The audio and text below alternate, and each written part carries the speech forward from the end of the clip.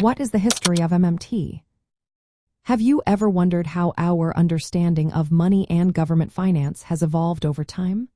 Modern monetary theory, often referred to as MMT, has a fascinating history that intertwines with various economic ideas.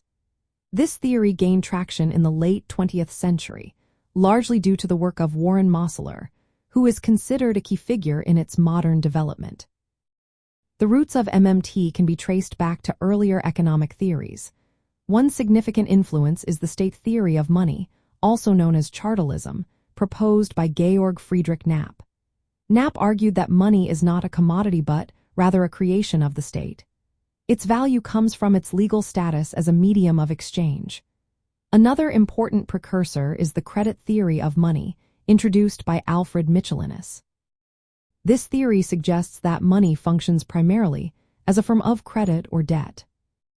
In the 1990s, Warren Mosler began to popularize MMT through his writings, including a book titled Soft Currency Economics. Other notable figures in the MMT movement include Bill Mitchell, L. Randall Wray, and Stephanie Kelton. These economists expanded on earlier ideas to create a framework that highlights the government's role in managing the economy through fiscal policy.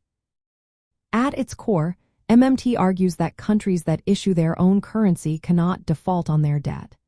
This is because they can always create more money to meet their obligations. MMT proponents believe that fiscal deficits should not be a major concern for sovereign currency countries as long as inflation remains under control. They suggest that inflation can be managed through adjustments in government spending and taxation. From a conservative perspective, MMT may appear risky. It implies that governments can spend freely without the fear of deficits. Conservatives often emphasize fiscal responsibility and worry that MMT could lead to inflation and economic instability. However, supporters of MMT argue that their approach can help achieve full employment and stimulate economic growth without triggering inflation, provided it is managed correctly.